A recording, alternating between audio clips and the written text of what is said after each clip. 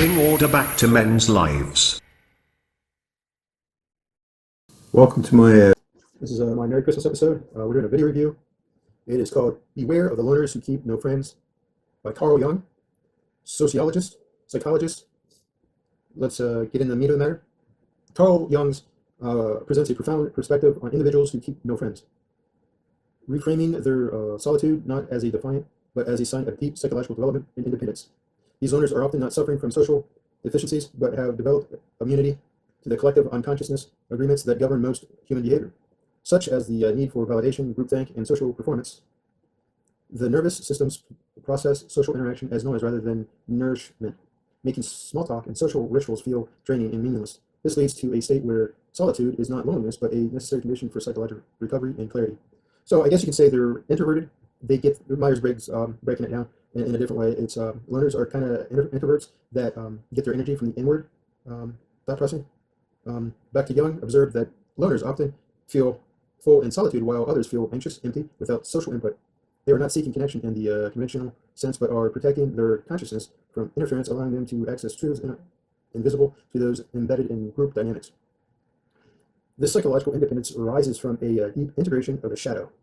Okay, the shadow is very important if you study Jung. Carl Jung talks about this as very important in his overall writings and different books and so on. The repressed, darker aspect of the self, something most people avoid by protecting their flaws, or projecting their flaws onto others within the group settings. The loner, by facing their own darkness, solitude, achieves a level of psychological sovereignty that makes them immune to shame, manipulation, and social pressure.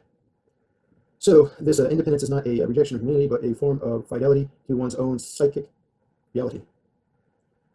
The empath loner, in particular, is capable of profound intimacy, but only with those who resent with their authenticity, not through emotional fusion, but through mutual psychological truth. The relationships are not defined by frequency or intensity, but by inner coherence. Rather, the self remains intact, the presence of the other. This disconcernment is not cruelty, but a necessary boundary, born from painful experience of emotional exhaustion and self-assurance in past relationships. Jung warned that such individuals are not easy to control, which makes them dangerous to systems built for conformity and obedience. Their ability to see through social performances and collective denial, such as ignoring toxic behavior, family, or workplaces, threatening the stability of the group cohesion. Yet this very capability allows them to access insights, truths that drive human progress. As history's greatest breakthroughs often come from learners who pursue ideas others dismiss. And that's important to know. Loners see through the fakeness, right? And they see the meat of the matter behind the fake illusions that we put up in this unity, feel-good world. And it's all vanity, according to the Bible. It's all passing away. And when we all die, we turn to dust. So let's get back to Jung here. However, Jung also cautioned that solitude must be consciously endured. If not guided by awareness, it can lead to spiritual pride or inflation. So that's also important. Let's bring in the Bible, right? The Bible will say people are puffed up. You can see in their face how they get puffed up, right? You can tell in their eyes. People physically, when they're irritated or whatever, they get puffed up. Or if they think something's going on, they get puffed up. You can see it in cats, for example. Cats will puff their thing, like their fur up, right? Punch their back, try to make themselves look bigger, right?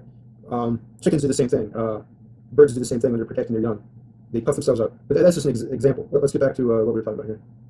If not guided by awareness, it can lead to spiritual pride or inflation, where the ego mistakes itself for the self. And you got to read Jung to understand what the self is, right? What the ego is and what the shadow is. And those are three different things that kind of overlap, right? If you put three separate circles, like in a triangle pattern, and they overlap. In the center, that's that overlapping of all of them, that it gets confusing, like a gray area. But hopefully that paints a good picture. The true solitude, when balanced with eventual reconnection, leads to wisdom. Now, what is wisdom? Wisdom is experience something, right? Then you know the difference. You use discernment to know the difference. And then through the wisdom that you gain by the experience of whatever you experienced, going through the process, right? Then you have wisdom. And another word for wisdom is common sense. So let's get back to this. To wisdom, not withdrawn. Jung believed that individualization The process of becoming one's true self requires both inner exploration and eventually meeting with another where both individuals are transformed through authentic contact. Thus, the loner who